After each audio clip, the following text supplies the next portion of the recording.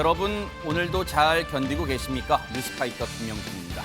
고진감래 뜻 아십니까? 고생이 지나면 낙이 온다?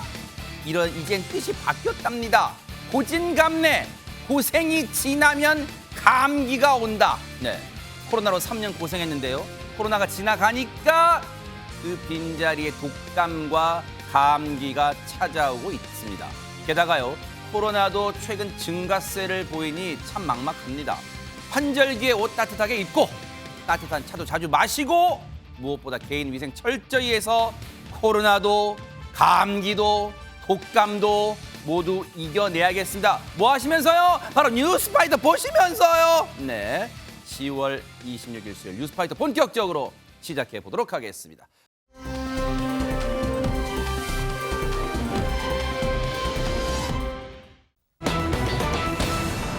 한 중고거래 사이트에 올라온 글 하나 때문에 지금 시끌시끌하답니다. 신민석 기자님.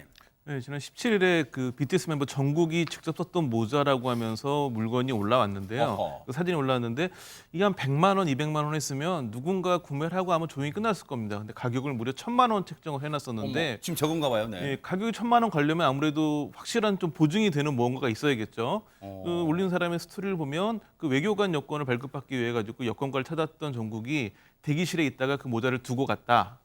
이걸 입증하기 위해서 본인의 그 공무직원증 외교부 거를 찍어서 올렸습니다. 아, 자기가 외교부 직원이래요? 그렇죠. 그걸 입증하기 위해서 사진을 찍어 올렸고 그 다음에 스토리를 쫙 썼는데 직접 썼던 모자이고 게다가 사용감이 있다. 그 얘기는 정국이 평소 즐겨 썼다는 모자이기가 되는 거고 또 1,000만 원 가격을 설정한 이유에 대해서는 이게 현재는 돈 주고도 살 수 없는 물건이고 게다가 미래에는 가치가 더 올라갈 것이다. 그렇기 때문에 1,000만 원에서 가격 조정은 불가능하다. 이렇게 밝히면서 굉장히 화제가 됐고 근데 가격이 너무 비싸다 보니까 구매하고자 하는 사람들보다 일반 대중들까지 다 관심을 갖게 돼버렸죠. 네. BTS의 멤버들 지금은 이제 잠시나마 활동 중지하고 각자의 길 가잖아요. 여기서 일단 군대도 가고 순차적으로 그렇게 하는데 그중에 멤버 정국, 그 BTS 멤버 정국 씨가 썼던 모자라고 하니까 지금 온라인 중고시장 사이트에서 난리가 난 거예요. 어머 진짜 얼만데? 1,000만 원. 하니까 뭐야? 진짜야? 여러분 못 믿죠? 그러니까 제가 외교부 직원이에요 하면서 같이 자기 외교부 신분증까지 외교부 직원 신분증까지 같이 올렸어요. 판매하는 사람이. 그런데 일단 요거 하나 짚고 넘어갈게요. 손재경 변호사님. 남의 거 주운 거 막 팔아도 되는 거예요? 안 되죠. 왜냐하면 아무리 이제 뭐 모자라는 게 아주 비싼 물건은 아니라고 하더라도 일단 소유권자가 누구인지 알고 계시잖아요. 그러면 정국에게 돌려주는 게 순리죠. 아하. 그리고 뭐 소속사한테 연락을 하거나 이런 방법이 여의치 않으면 우리 유실문법에는 소유자가 엄연히 버린 게 아니라 잃어버린 거라고 하면 일단 경찰서에 신고를 하고 경찰서에서 소유자가 권리를 주장하지 않으면 습득자가 권리를 취득할 수 있는 조항은 있지만 일단 경찰에 신고가 접수되지 않은 것으로 알려지고 있습니다. 외교부의 분실물 관리 대장에도 자료에 올라오지 않은 것으로 알려지고 있는데 그러면 네. 소유자가 누군지도 아는데 돌려줄 노력도 없고 그리고 유실물인데 유실문법에 따라서 경찰에 신고하지도 않았고 이 여러 가지 좀 절차상의 문제가 있어 보입니다. 네.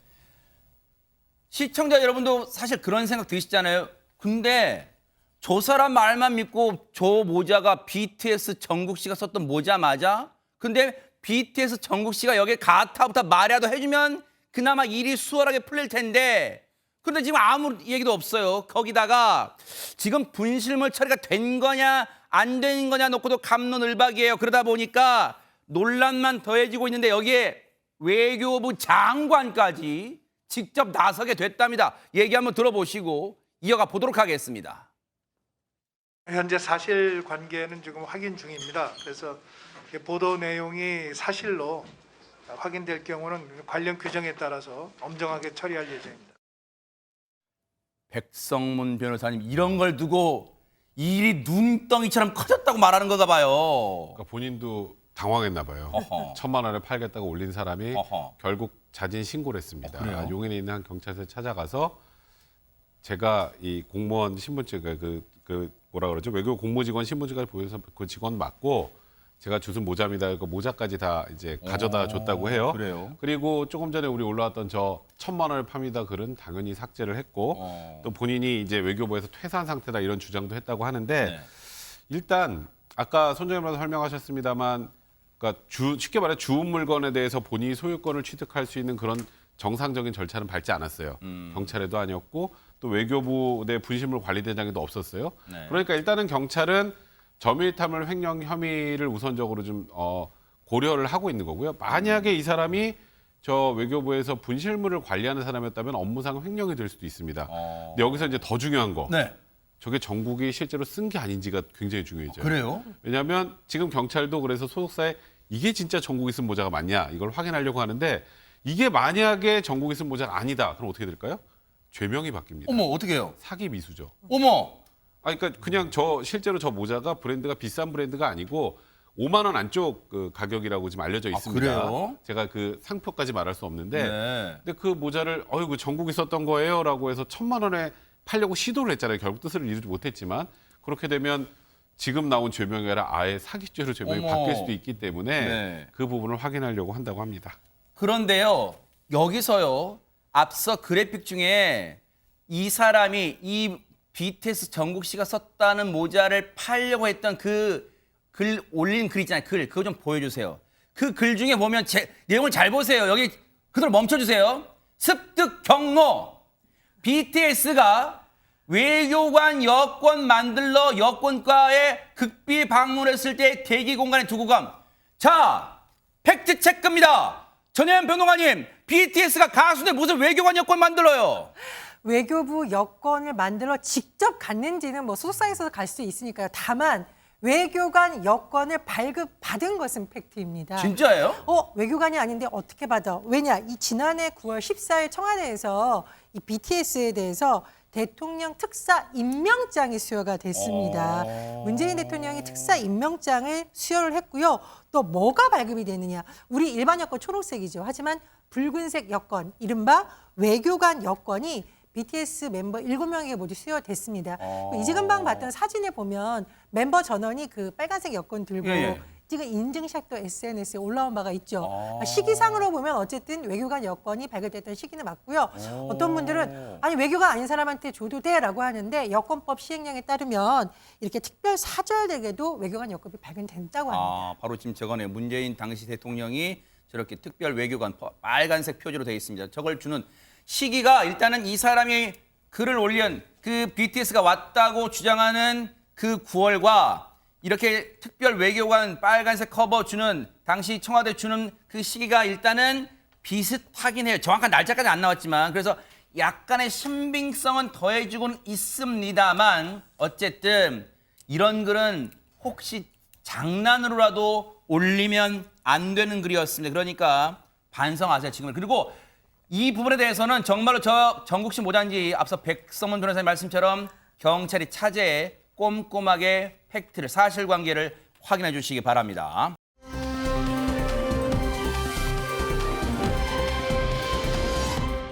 그런가 하면요.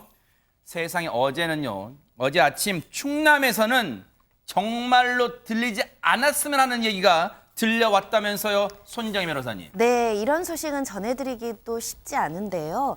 이런 일이 발생을 했습니다. 아침에 등교를 하던 학생들이 있었는데요. 학생들을 이것이 덮치는 일이 발생했습니다. 자세한 상황 영상으로 확인해 보겠습니다. 지금 검은색 승용차인데 빠르게 네. 가고 있죠. 네. 그런데 이 차량이 인도로 돌진을 합니다. 어머. 인도로 돌진해서 등교하던 아이들을 그대로 덮치는 세상에. 사고가 발생을 아이고, 하는데요. 아이고. 사고 충격으로 차량은 날아가 버리고요. 아이들이 신던 신발, 가방까지 어머. 흩어지는 장면입니다. 어떡해요, 세상에. 다친 아이 중 2명은 급히 일어나서 쓰러진 아이들에게 이제 다가가서 챙기는 모습도 아이고, 보이는데요. 세상에. 이 사고로 초등학생 4명, 그리고 중학생 1명이 중경상을 입었습니다. 어머 세상에. 아이고 어떡합니까 세상에.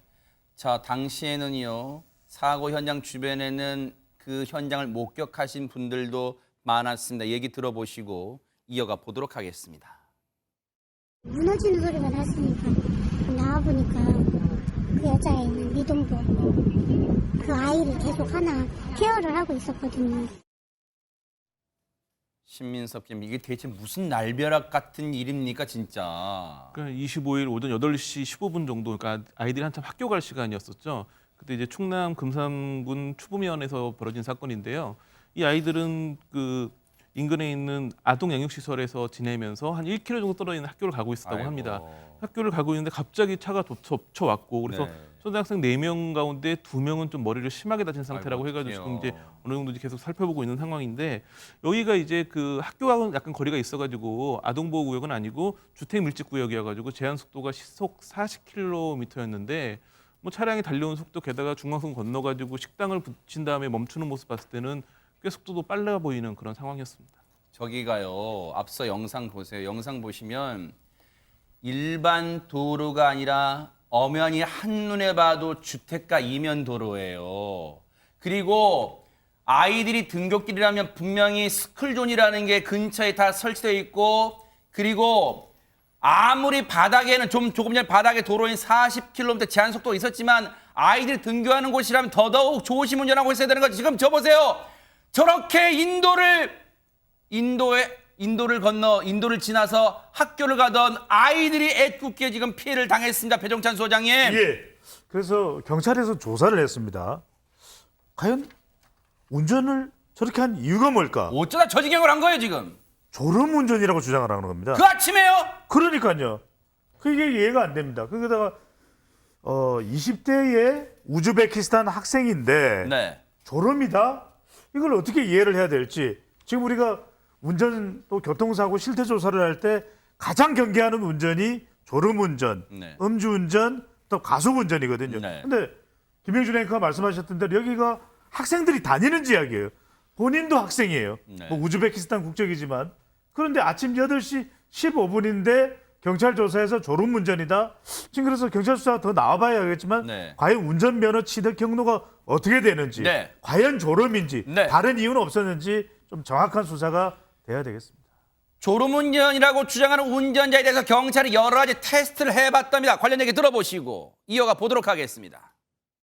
졸아서 운전했다고 해가지고 약물 검사하고 음주 검사를 다 테스트했어요. 근데 다 음성으로 나왔네요. 하지만요, 지금 졸음운전 때문에 자칫 지금 부상 정도도 일단 일부 학생들은 심해요. 자칫 아이들 목숨까지 앗아갈 뻔했습니다. 법의 처벌 정말 무겁게 받길 바라겠습니다.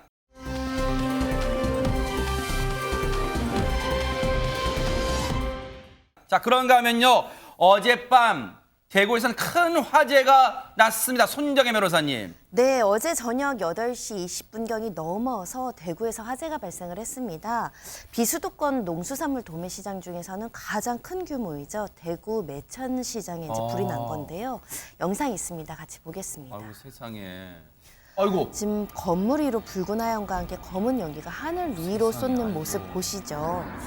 곳곳에서 폭발음이 저렇게 크게 들립니다. 시뻘건 불길 그리고 시커먼 연기로 뒤덮인 곳이 대구에 있는 매천시장인데요.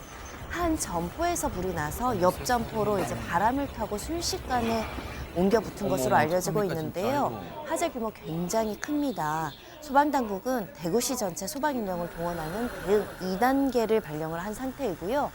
이 불 점포 69개를 태웠고요. 8,000제곱미터가량을 태운 끝에 3시간 만에야 완전히 잡혔습니다. 세상에 바람도 세상에 공교롭게도 많이 불었나 봐요. 영상으로 보는데도 시뻘건 불길이 정말 매서웠습니다. 그런데 뭐 재산 피해도 재산 피해만 지금 인명 피해가 걱정됩니다. 전현 평론가님. 예, 다행히 일단 인명 피해는 발생하지 않은 것으로 전해지고 있습니다. 하지만 상인분들의 상심이 클 수밖에 없는 것이 일단 3시간 32분 걸려서 진화를 하기는 했습니다만 그러니까 주요 불길이 잡혔던 곳, 주요 불길이 있었던 곳에는 피해가 굉장히 큰 것으로 전해지고 있습니다. 지금 점포 120여 개가 당시에 영업 중이었다고 하는데요. 이번 불로 16,504제곱미터가 지금 그 규모가 소실이 됐다라고 하는데 농산 A동의 A-1동이라고 합니다. 근데 무려 점포 69개가 입점되어 있다라고 해요. 언론 보도를 보면 이 동에 과일을 파는 곳이 많았다고 하는데 아이고. 상인분들이 왜 이제 경매받거나서 과일 상자 쌓아놓잖아요. 맞아요. 다 불에 타버린 데다가 전기를 복구하는데도 시간이 걸리니까 지금 장사를 어떻게 해야 되나 굉장히 상심에 빠졌다는 소식 들리고 있습니다. 관련해서 소방당국 얘기 들어보시고 이어가 보도록 하겠습니다. 그 화재의 그 징후가 농후에서 20시 43분에 대구 소방에 있는 전 차량을 동원하는 대응 2단계를 발령했습니다. 농수산물 시장이 중요 시설이기 때문에 사면을 포위해서 화재를 진화하는데 전력을 기울였습니다. 152개 점포에서 40% 정도인 69개 점포가 소실되었습니다. 정밀 수색 행글과 인명 피해는 없습니다. 샌드위치 파넬조는 열이 가면 안에 심재가 녹아서 불이 급격하게 연소되는 그런 성질이 있습니다. 최초 발화는 동편에서 시작해서 서편으로 이렇게 넘어왔는 걸로 지금 추정하고 있습니다. 세상에 너무 안타깝습니다. 백성문 네. 변호사님, 화재 원인은 밝혀졌을까요? 아직까지는 정확하게 밝혀지지 않았습니다. 일단 농산 A동 A청과 동편 점포 창고에서 이제 발화한 것으로 일단 발화해서 확산한 것으로 좀 추정을 하고 있는 그런 상황인데요. 네. 일단 합동감식반이 정확한 화재 원인, 그다음에 발화 이유 이런 것들을 지금 정확하게 파악하고 화재 원인을 조사하고 있는데 네. 일단 합동감식은 대략 한 열흘 정도 아이고, 걸릴 그래요? 것으로 지금 보입니다. 네. 일단 피해 규모는 당초 알려졌던 69곳의 점포보다 더 많을 수도 있다. 이런 얘기들이 나오고 있는데요. 일단 당시에 화재 발생 당시에 목격자들의 진술에 의하면 폭발음이 수에 들렸다고 합니다.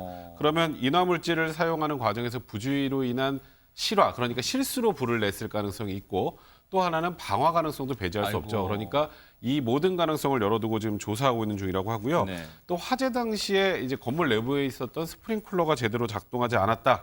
이런 상인들의 여러 주장이 나오고 있는 상황입니다. 그래서 실제로 스프링클러가 작동하지 않았는지 이에 대해서도 꼼꼼히 수사를 이어갈 방침입니다. 앞서 저희들이 영상으로 보여드릴 때도 아마 시민분들이 이제 찍으신 영상 같은데 거기에서도 멀리서나마 폭발음이 들려서 얼마나 주변 분들, 특히 상인분들이 발을 동동 구르시면서 놀라시면서 쳐다봤을까요? 손정희 변호사님, 세상에. 네, 가스통이 터지는 듯한 폭발음이 여러 차례 나오다 보니까 주변 상인들도 굉장히 놀랐고요. 더군다나 워낙에 이제 화재 규모가 커서 화염과 연기가 뒤덮여 있는 상황이었기 때문에 아수라장을 방불케 하는 장면들도 나왔는데요.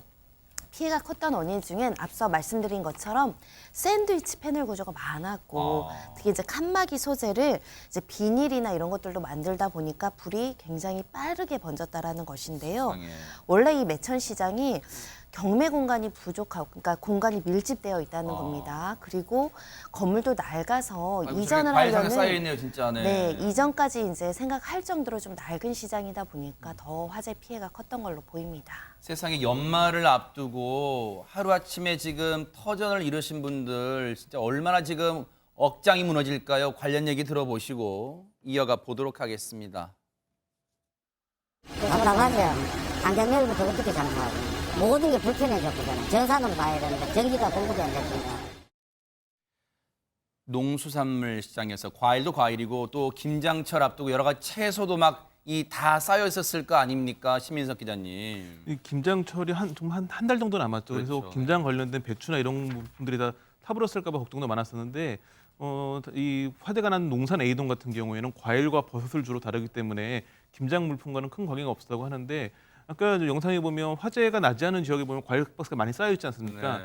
화재가 난 그런 곳에도 당연히 경매를 마친 과일 박스가 엄청 쌓여 있었는데 다 타버렸죠. 아이고. 한 상인은 그걸 보면서 많이 쌓여있던 그런 과일 박스들이 마치 지우개로 지운 것처럼 싹 사라져버렸다 이런 얘기를 하기도 하고 어떤 분은 매장에서 개를 키우셨는데 어떻게 되는지도 모르겠다고 하시는 아이고, 분도 세상에. 있고 또 어떤 분은 지금 통제가 되겠어가지고 자기 가게를 들어가 볼 수도 없고 지금 뭐 수습 대책도 나온 게 없고 해서 너무 답답하다 이런 얘기를 많이 하고 계시는데 이 매천시장의 1년 거래액이 한 9,280억 원 정도 되거든요. 그러니까 이번에 이 농산 A동이 불타면서 여러 가지 굉장히 많은 피해, 게다가 또 그 지역에 이런 과일이나 이런 유통에도 많은 어려움이 있을 것 같습니다. 네.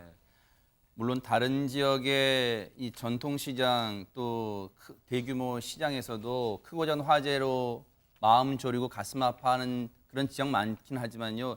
특히 대구 서문시장에 여러 차례 화재도 있고 그렇기 때문에 대구가 정말로 이런 트라우마도 심하지 않을까 생각돼요. 정말로 이번 화재 다른 지역에서도 꼭 타산지석으로 다시 한번 점검하고요. 곳곳 실태 점검해 주시길 바랍니다. 너무너무 안타까운 그런 사고였습니다.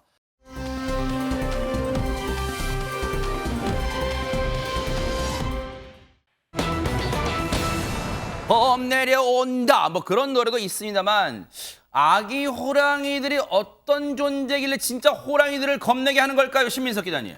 네, 요즘에 굉장히 트롯 신동들을 우리가 이미 본 지 오래됐습니다. 굉장히 많은데 이게 이제 해가 갈수록 이런 사람 있었네 하고 지나가야 되는데 이게 점점 더 실력이 뛰어난 신동들이 많이 나오고 있어가지고 범상치 않은 거예요, 진짜? 최근에 이제 그 15살인 정서주 양이 굉장히 화제인데 어허. 우리는 잘 몰랐지만 이미 유튜브를 통해 가지고 엄청나게 인기를 끌었었고 오호. 최근에 방송에 나왔는데 요즘 이제 트롯계에서 가장 현존 최고의 스타는 아무래도 장윤정 씨를 꼽을 수 있겠죠. 네. 게다가 뭐 심사위원 같은 거 많이 출연하면서 굉장히 좀 매서운 지적을 많이 했던 그런 모습이어가지고 호랑이라는 별명이 붙었는데 장윤정 씨가 딱 한 얘기가 돈을 주고도 살 수 없는 목소리다. 어머. 그리고 뭐 그뿐만 아니라 굉장히 극찬을 해가지고 물론 장윤정 씨가 과거에도 뭐 친척은 아니죠, 두 사람이. 네, 그렇죠. 네. 노래하는 거 보면 정말 친척이 아닐까 싶을 정도로 두 분 다 굉장히 뛰어난 그런 가수들이고 또 한 와우. 명은 이제 한 살 더 어린 14살 우유진 양. 네. 트롯 프린세스라고 불리고 있는데 와. 이 친구 같은 경우에는 송가인 씨가 평가를 했는데 송가인 어머. 씨 무슨 얘기를 했냐면 노래를 듣고 나라면 저 나이 때 그만큼 못했다. 이야. 그 얘기는 물론 이제 송가인 씨 나이 될 때까지 얼마큼 발전하냐를 봐야겠지만 본인보다도 발전 가능성이 크다고 얘기를 했고 네. 그 노래를 들으면 모든 사람들이 다 정말 왜 저렇게 얘기하는지 알겠다 싶을 테고 네. 마지막으로 11살 또 김태현 있어요. 양. 누굽니까? 김태현 양은 뭐 이미 굉장히 많이 알려져 있고 네네. 방송에 많이 나오고 있는데 진미령 씨가 그런 어머. 평가를 했죠. 내 어릴 적 모습 같다. 어머. 그러니까 진미령 같은 톱 레전드 스타가 본인 같다 얘기한다는 얘기는 최고의 그 후배한테는 이야. 칭찬일 수 있겠죠. 어떻게 절묘하게 다들 레전드 가수들이 한 말씩 칭찬을 했어요. 그런데 먼저 하나씩 따져볼게요. 정서주 양이 어떤 목소리길래 얼마나 노래를 잘하길래 장윤정 씨가 극찬을 했을까요? 얘기 들어보시고 한번 들어보시고 이어가 보도록 하겠습니다.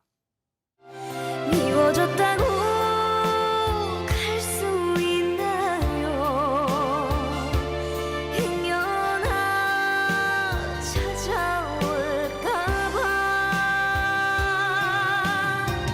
가슴이 사랑을 잊지 못해 이별로 끝난다 해도 끈을 놓을 순 없어 너와 난 운명인 거야 그 누구가 말아주나 기막힌 내 사랑을 우러라 열풍아 밤이 새도록 배종찬 소장님, 예. 제 입 좀 다물어 주세요. 정말. 와, 대박 잘합니다. 저는 너무 잘해서 침 흘리면서 아, 그래서? 봤어요. 아이고, 네네네. 저는 지금 뭐 리틀 장윤정, 리틀 진미령, 와. 리틀 이미자. 와. 이미자 선생님이 우러라 열풍아 이 노래는 사실은 그렇게 널리 알려져 있는 곡도 어허, 아니거든요. 네. 근데 이 노래를 들어보면 그 저절로 빠져드는데 네. 트로트의 3요소 뭔지 아십니까? 모르죠. 감성, 아하. 두 번째 끝기, 음하. 세 번째는 앰비엔. 아하. 근데 지금 이 정서주 양이 14살이라고 믿겠어요. 저는 이제 정말 천재다. 앞으로 야. 이름도 정서주지만 인기로 동분서주하겠네요. 그런데 저 보석 같은 친구가 대체 어디에 숨어 있다가 이제 나온 걸까요, 백성 변호사님? 그러니까 2년 전에 그러니까 당시 나이 13살 때 유튜브에 이제 본인의 노래를 올리면서 조금씩 사람들이 누구지 이렇게 보기 시작했었는데 네. 지금 일단은 구독자가 10만이 넘었습니다. 이야. 2년 동안 혼자 그냥 열어놓은 그냥 개인 유튜브가 10만이 와, 넘고 네. 지난달에 이제 정식으로 꽃들에게라는 앨범을 내면서 데뷔까지 했는데요. 네. 아까 조금 전에 뭐 리틀 이미자 이런 얘기 나왔는데 네. 저는 이명웅 씨가 많이 생각나는데 그래요? 그게 무슨 말이냐면 네. 이명웅 씨가 트롯만 잘하나요? 뭐 김광석 씨 노래도 잘하고 그렇죠. 팝도 잘하고 다양한 장르. 정서주 양도 김광석 씨 노래 잘하고 네. 뭐 다양한 팝송 같은 것도 많이 부르고 네. 아까 저는 목소리에서 그래서 그 약간 여자 이명웅 같은 느낌 그런 느낌도 좀 받았습니다. 네.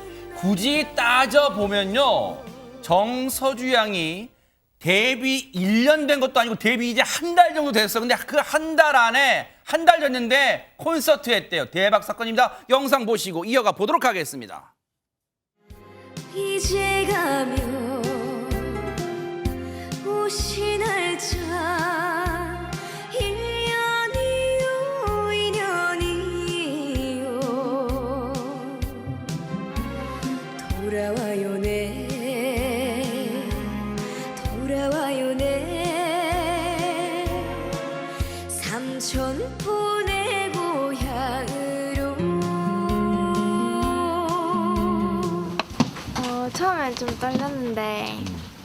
뒤로 갈수록 재밌었던 것 같아요. 반주가 너무 커서 제 목소리가 잘 안 들려가지고 그게 조금 그게 다 괜찮았던 것 같아요. 노래할 때 제스처가 좀 어려워서 그걸 좀 연습해야 될 것 같아요. 꽃다 핀 꽃이라 생각지 말아줘요. 그댄 시들지 않는 꽃이에요. 야, 이게 뭐 선예리고 그런데 전현평론가님 약간의 그 경상도 억양이 정말 더 귀여움을 더해주고 있는 것 같아요. 그렇습니다. 강원도 표현은 이 뭐이나 그러는 그래요? 어른들이 아. 너무 잘하는 사람 보면 이런 감탄사가 쏟아지는데 정말 정서지향의 노래를 저희 패널들이 다 넋을 잃고 밑에지 이따 침 닦아야 돼. 다 흘렸어 지금 다 흘렸습니다. 지금 침 닦아야 돼요. 그렇습니다. 네. 그리고 이제 배종찬 소장님 말씀을 하셨지만 이 꺾기가 쉬운 일이 아닙니다. 진성과 가성을 오가야 되고 호흡이 굉장히 길어야 돼요. 네. 그런 부분이 저 어린 나이에 한다는 거 굉장히 탁월하고 더 놀라운 거는 이 정서지향이 한 최근 프로그램에 나와서 장윤정 씨에게 밝힌데 따로 뭐 이렇게 트로트를 배운 적이 없다고 어머. 독학으로 이걸 배웠다고 어머. 합니다. 영상 같은 걸 보면서 연습을 했고 네. 그리고 끝은 처리 어떻게 해야 되냐 이렇게 장윤정 씨에게 물어봤다라고 해요. 또 데뷔 한 달 만에 첫 콘서트를 연 어떻게 보면 대형 가수인데 대박입니다, 진짜. 아유 아직 부족한데 노래 들으셔서 감사해요라고 이렇게 인사도 예쁘게 했다고 하네요. 그래요. 그런 겸양의 미덕은 필요해 보입니다. 그런데 정서주 양도 대단한 아기 호랑인데 손정희 변호사님 앞서 잠깐 얘기 나왔지만 또 다른 아기 호랑이 누굽니까? 네, 트로트계의 프린세스로 불리는 사람이 있습니다. 바로 오유진 양인데요. 사실 지난해 오디션 프로그램에 나와서 무려 동메달을 차지했죠. 사실은 내노라 하는 언니 오빠들 모두 제치고 동메달을 획득한 것인데요. 최종 3위를 했습니다. 오유진 양 같은 경우는 사실 지금 송가인 씨랑 같이 콘서트 활동하고 있거든요. 그래요? 정말 활발한 활동을 하는데 송가인 씨가 이렇게 표현을 했습니다. 내가 전하였다면 저렇게 못했을 것이다. 사실 극찬이죠. 본인도 굉장히 훌륭한 가수로 평가받고 있는데 극찬받은 오유진 양. 앞으로 그 활동 기대되고 있습니다. 실력이 어느 정도일지 궁금합니다. 안 볼 수 없겠죠. 영상 보시고 이어가 보도록 하겠습니다. 네, 또 사가면 얼굴이 또 반짝반짝 예뻐지잖아요. 그래서 또 여기 사과 많이 드시고 아름다우시고 멋지신 분들이 많은 것 같습니다.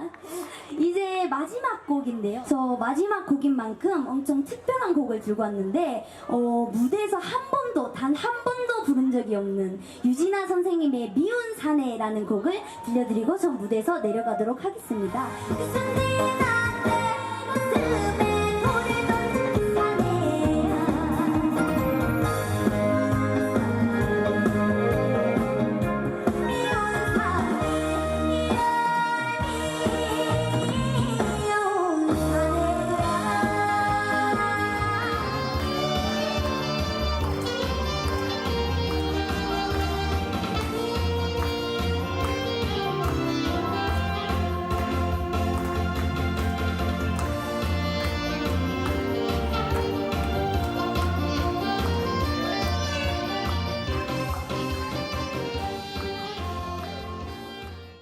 세상에요. 진짜 놀라움의 연속이에요. 뭐 무대에서 뭐 무대 울렁증 같은 거 떠는 거 전혀 없고요. 게다가 다재다능합니다. 색소폰도 세상에. 그러니까 지금 딱 보면 노래면 노래, 제스처면 제스처, 거기다 깜짝 색소폰 연주까지 전 또 한 명이 생각나네요. 누굴까요? 동원군, 정동원. 아하, 정동원 그러네요. 군 색소폰 부르고 제가 깜짝 아하, 놀랐는데 맞아요. 또 리틀 정동원 군이 아닌가라는 생각이 드는데요. 자, 이쯤 되면 어디서 노래를 좀 배웠겠구나. 네. 아니면 국악, 판소리 우리 맨날 생각하는 거 있잖아요. 네네. 네, 아닙니다. 어머, 아무것도 해본 적이 없고. 똑같아요. 정서주 네. 양이랑. 와. 그리고 가족 중에 그럼 보통 그럼 엄마가 가수였구나. 그렇죠, 보통 네. 아무것도 없습니다. 어머, 그냥 할머니 따라서 노래 교실을 갔다가 어머. 그때 이제 진혜성 선배 사랑 반 눈물 반이라는 노래가 나오면서 이거 너무 좋은데 야. 하면서 그냥 따라 부르다가 이렇게까지 됐다고 합니다. 요즘에는 이제 어디 진주의 자랑으로 거듭나가지고 학교 가고 그럴 때 아침 운동하시는 할머니 할아버지들 알아봐 주셔가지고 어머. 요즘에 너무 좋고 고맙다고 참 이쁘네요. 아니 트로트 신동이란 말을 들어도 손색이 없을 정도 같아요. 심민석 기자님. 네, 뭐 사실은 이제 트로트의 가사가 이제 어린 친구들이 이해하기 좀 어려운 부분이 있어가지고 그런 부분을 할머니한테 물어보기도 하고 그런다고 하는데 요즘에 보면 그 예전에도 노래 잘하는 트로트 신동들이 많았거든요. 네. 특이한 경우들이 뭐 전국 노래자랑에서 상 한번 받았다가 나중에 한 20년 뒤에 가수 데뷔해가지고 제가 예전에 이런 데 나왔었어요. 아, 맞아요. 근데 그때는 그냥 노래 잘하는 동네 꼬마 이 정도였는데 요즘에는 유튜브를 통해 가지고 직접 데뷔를 하기도 하고 또 맞아요. 오디션 프로그램도 많아지고 그러니까 정동원 군 얘기를 하셨었는데 사실은 이런 트롯 신동의 가장 시초였겠죠. 13살 때 상을 받으면서 그래요. 화제가 됐었으니까. 근데 지금 보면 다 여자 신동들이 많이 나오는데 남자 신동 얘기는 없거든요. 아마 올해 이제 불타는 트롯맨 같은 이제 오디션 프로그램이 있기 때문에 많은 이제 그 남자 신동들은 아마 출연을 대기하고 있지 않을까 싶어요. 그러네요. 정말로 무럭무럭 잘하고 있기 때문에 트로트 신동이 우리 K-트로트의 길은 밝다 이런 생각이 드는데 트로트 아기 호랑이 이제 마지막 빼놓을 수 없는 인물이 누굽니까? 배종찬 소장님. 네, 빼놓을 수가 없습니다. 아기 호랑이 김태연. 아하. 네, 정말 요즘 맹활약을 하고 있는데 중요한 건 지금 리틀 진미령이다, 뭐 정서주 양 이야기 나오는데 대선배인 가수 진미령 씨가 이런 이야기를 했어요. 뭐라고요? 김태연, 네. 아기 호랑이처럼 너무 노래 잘하고 노래하는 모습이 너무 예뻐. 야. 여기까지는 이해가 됩니다. 우리가 네. 천둥 호랑이 그러면 또 가수 건이라가 있죠. 아하. 근데 그 다음 말이 뭡니까? 완전히 활용점점 100입니다. 나 어렸을 때 저렇지 않았을까 싶어. 아하. 그러니까 진미령 하면 이제 정말 연륜이 깊은 가수인데 네. 대가수인데 내가 오히려 어렸을 때 김태현 닮지 않았겠어? 이런 얘기를 할 정도인 거죠. 네. 아니 MBN 이 트로트 경연 프로그램 나왔을 때 그때보다도 조금 더 이제 자랐어요. 조금 더 이제 앳땡기가 조금은 사라졌는데 그만큼 세월이 지났다는 얘기겠죠. 그런데 노래의 원숙미는 더 깊어졌을 것 같아요. 아기 호랑이 태연 양 그리고 진미령 씨한테 극찬받았는데요. 영상 만나보시고 이어가 보도록 하겠습니다.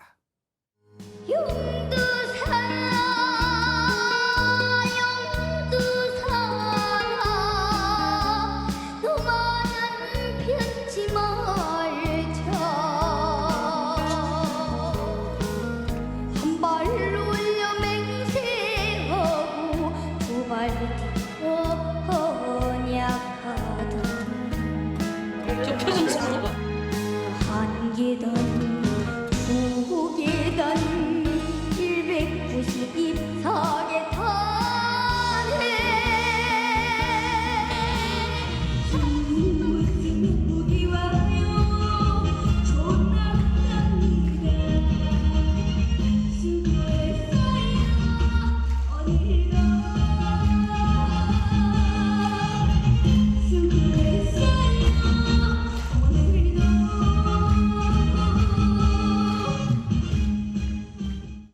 실력이 더 일취월장한 느낌 받아요. 그런데 보이스트롯 나왔을 때도 신민석 기자님 김태연 양 하면 밑에 자막 중에 국악 신동 이런 타이틀을 붙었단 말이에요. 그러니까 과거에는 국악적인 색채가 굉장히 강해서 여기에 트롯을 가미했다면 지금은 이제 어느 정도 두 개를 잘 이제 본인이 합쳐가지고 버무리는군요. 네. 자기만의 색깔을 만들어낸 것 같은데 사실은 굉장한 가문의 후손입니다. 가문이요? 네, 외가 쪽이 뭐 아주 굉장히 판소리 쪽으로 유명한 집안인데 어허.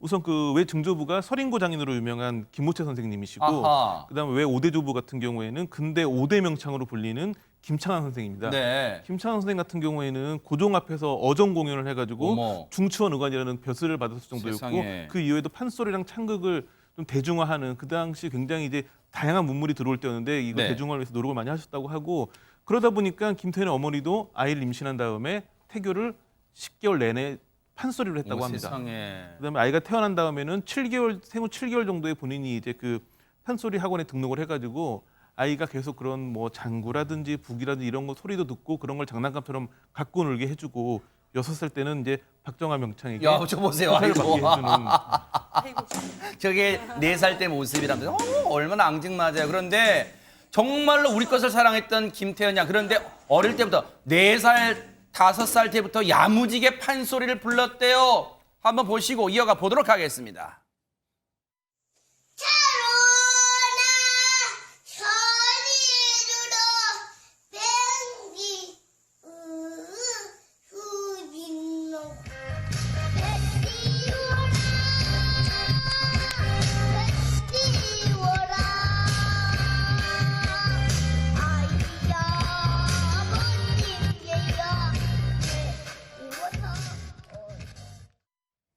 전혜연 평론가님, 사실 자 판소리를 이 득음을 하면서 뭔가 가사는 부를 수 있지만 그 가사에 담긴 의미를 어린 나이에 알 수가 있었을까도 궁금해요. 그렇습니다. 판소리와 트로트가 굉장히 한이설이고 쓸쓸함을 노래하는 곡들, 그리움을 노래하는 곡들이 굉장히 많아요. 그래서 어린 가수들의 경우에는 기교는 따라할 수 있지만 그 감정을 표현하지는 어렵다는 표현이 있는데 김태현 양이 우리를 깜짝 놀라게 하는 것은 아까 용두산 하시는 거 보셨죠? 이거 뭐 이미자 선생님이 부를 때의 감성이 아닐까 싶은데 네. 김태현 양이 어릴 때부터 산 공부를 했다라고 합니다.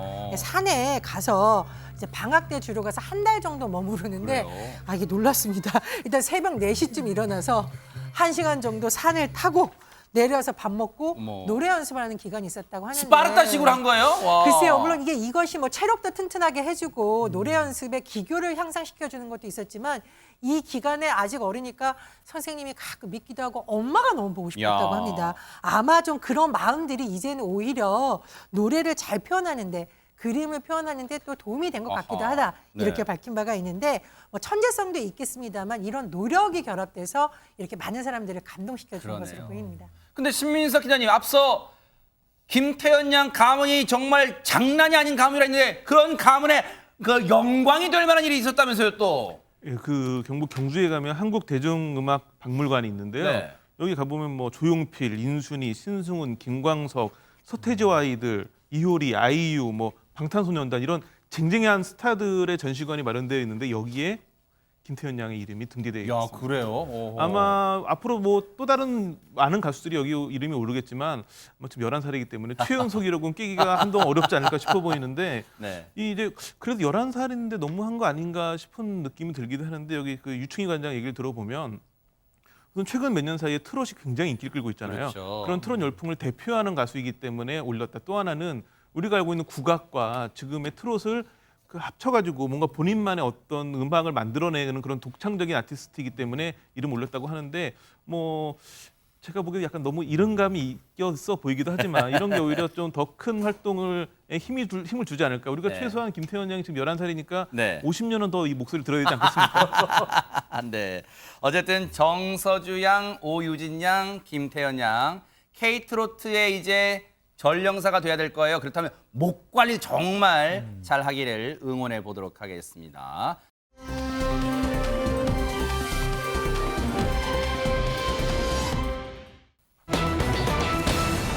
여러분 이 제목 보이세요? 여기서 헤어롤 무슨 롤케이크 얘기하는 겁니까? 이 헤어롤이 뭘까요? 손정희 변호사님. 네, 앞머리 헤어롤, 여자들이 사용하는 헤어롤 지금 말씀드리고 있는데 혹시 기억나는 장면 있으세요? 롤러스케이트 아니 롤이 뭐 어떻게 기억날까요, 롤이? 네, 저는 이정미 전 헌법재판소장이 네. 탄핵 심판 선고 날 네. 기자분들 많은 데서 미처 빼지 못한 헤어롤을 갖고 어머 나온 대박 사건 이 기억나네. 사진 어머. 기억납니다. 어허. 이날이 언제였냐면 2017년 3월 10일이었고요. 이날은 박근혜 전 대통령 탄핵 심판 선고 최종 선고 날이었습니다. 머리에 저렇게 헤어롤을 꽂고 미처 이걸 빼지 못하고 출근하는 장면이 찍혀서 많은 사람들이 이 관심을 가졌었는데 그러니까요. 특히 미국 AP통신도 이 헤어롤 열심히 일하는 여성의 상징이다. 이후에 이제 여러 패러디 같은 사진도 올라오기도 했었습니다. 윤종신 씨가 아름다운 실수라고 표현하기도 했었는데 실제로 이정미 전 헌재 소장이 너무너무 바빠서 미용실 갈 시간조차 없었다. 직접 가위로 머리를 자른 일도 있었다고 하고요. 헤어를 못 뺀 것도 너무 바빠서 착각하고 출근하는 모습입니다. 모르긴 모르지만 바쁜 것도 있지만 그때가 탄핵 최종 선고 날이니까 얼마나 더 긴장도 됐었을까 하는 생각도 잠시 해봐요. 그런데 이 헤어롤 왜 갑자기 여러분들이 갑자기 헤어롤을 지금 왜 얘기하는 거야 하시면서도 맞다. 나도 출근하다가 헤어롤 본 것 같다. 신민석가 그런 분들 많으실 것 같아요. 그러니까 당시만 해도 헤어롤을 이렇게 공공장소에서 하고 있는 건 실수였고 약간 창피한 일이기도 했었거든요.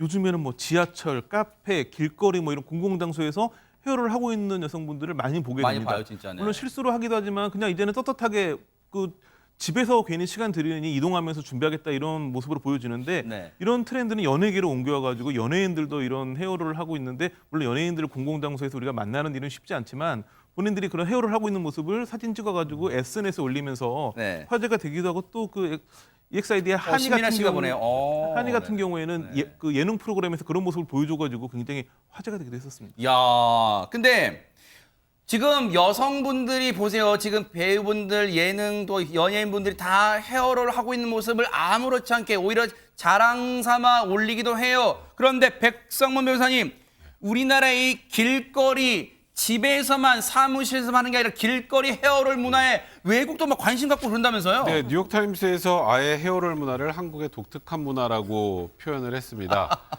네. 이런 거죠. 헤어롤 왜 할까요? 머리에 머리를? 볼륨감을 아하. 나중에 볼륨감을 잘 표현하기 위해서 하는 거잖아요. 헤어롤 할 때보다는 헤어롤을 빼야 이제 본인이 원하는 머리가 나오는 거잖아요. 네. 그러니까 나는 내가 집에 어떤 목적지에 가는 그 과정에 다른 사람이 나를 어떻게 보는 건 관심 없다. 어허. 내가 어디 도착해서 나한테 소중한 사람한테 제일 멋있는 모습을 보여주는 것이다.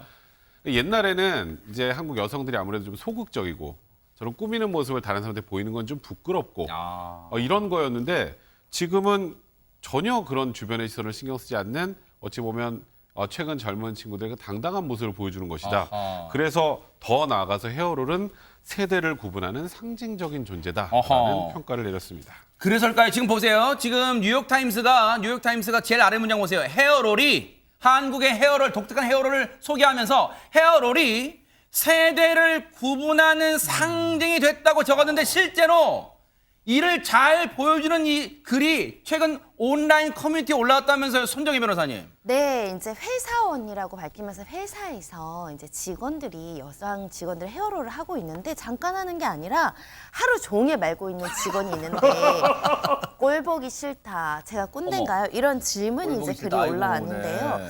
아마도 사무실에서 헤어롤을 말고 있는데 가서 너 왜 그거 하루 종일 하고 있는지는 지적하지 못하고 아마 혹시 이런 이야기를 하는 게 꼰대인지를 이제 온라인 통해서 질문을 한 것 같습니다. 지금 이 글을 올리신 분은 회사에서 여성 직원분이 헤어를 하고 있는 걸 좀 표현이 그렇습니다. 꼴 보기 싫다는 거잖아요. 이게 어떻게 봐야 될까요? 전현 평론가님. 저도 사실 고민을 좀 했습니다. 우리 작가님이 저한테 이걸 주고 가셔서 아마 이렇게 하고 해보세요.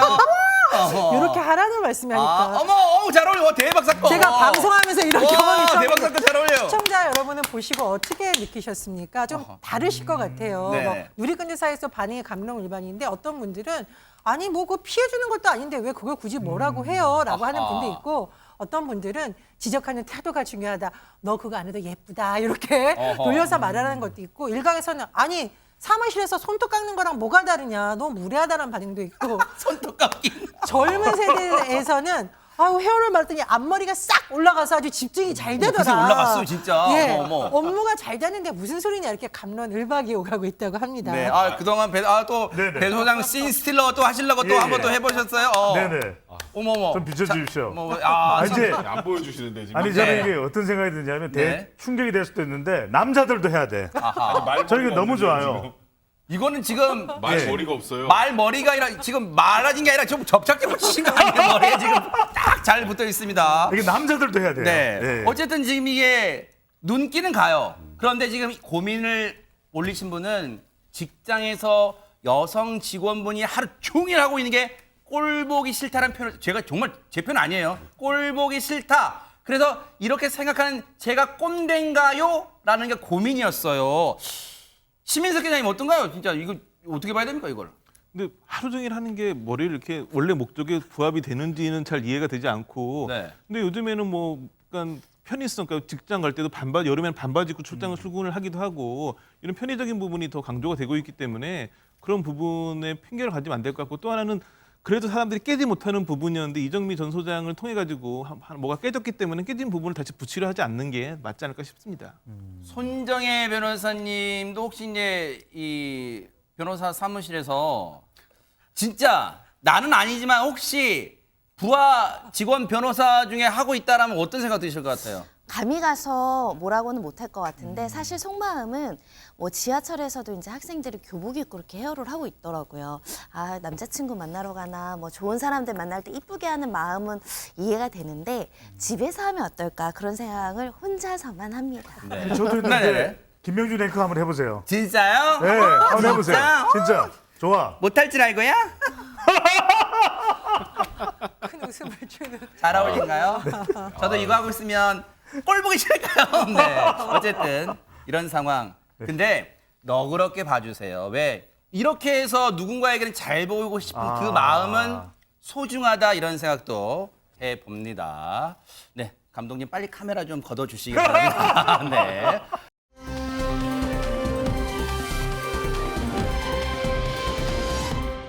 자, 나라 건너 벨기에에서요. 벨기에 사람들이 아주 신기한 걸 타고 다닌다고 합니다. 얼른 신민석 기자님께 넘겨 볼게요. 네. 네, 뭐 요즘 헬로윈 기간이어가지고 그런 것 같긴 한데 영상을 함께 보시면서 말씀 나눠보도록 하시죠. 사람들이 힘차게 노를 저을 준비를 하고 이제 노를 젓기 시작하는데 배가 좀 특이하죠. 바로 호박입니다. 네. 이게 이제 그 평균 400kg가 넘는 자이언트 호박을 가지고 만든 배라고 하는데 이게 이제 벨기에 외곽 지역에서 자라고 있기 때문에 그 지역에 있는 호박 중에서 세상에. 400kg 이상 되는 걸로 배를 만들어 가지고 4명이 이제 한 팀이 돼 가지고 릴레이로 경기를 펼친다고 하는데 네. 이게 이제 호박하면 헬로윈 데이와 연결이 되기 때문에 이 기간에 맞춰서 하는데 사실은 지난 몇 년 동안은 코로나 때문에 열리지 못하다가 올해 열리면서 네. 사흘 만에 모든 접수가 끝날 만큼 지역에서 큰 인기를 얻었다고 합니다. 네. 호박이 참 물에 뜨는 게 신기한데 관련 얘기 들어보시고 이어가 보도록 하겠습니다. Dat wij met pompoenen hebben is omdat wij vroeger met onze pompoenen deelnamen aan wedstrijden. En na het beëindigen van die wedstrijd hadden wij die grote pompoenen nog. Toen dachten wij van wat kunnen we met die pompoenen doen? Zijn wij gaan rondkijken en werd dat in Amerika al gedaan, varen met pompoenen. Dachten wij dat kunnen we in Casterij ook gaan doen. 아니 저분 얘기 들으니까 이분들보다 먼저 탄 곳이 미국이란 얘기예요, 그러면? 네, 미국의 호박 보트 경주의 역사가 훨씬 더 길다라는 건데 99년부터 시작됐고 데니 딜이라는 남성이 처음에 호박 보트를 고안했다라고 합니다. 네. 이 사람은 이 자이언트 펌킨, 그러니까 초대형 호박 품종을 만들어낸 사람의 아들로 네. 알려지고 있는데 정말 큰 호박이죠. 이 최대 무게가 1톤에 육박하는 아하. 호박까지 있다고 합니다. 네, 정말 인간이 도구를 잘 활용한다. 그런 생각도 해봅니다. 보고 계십니까? 대박 사건. 네, 안녕하십니까? 김명준입니다. 여러분과 함께하는 뉴스파이터. 다양한 소식과 뉴스를 보고 싶으시면 화면 오른쪽을 꾹 눌러 구독해 주시길 바랍니다. TV로도 유튜브로도 여러분께 한 발 더 다가가겠습니다. MBN 뉴스와 뉴스파이터를 사랑해 주셔서 고맙습니다.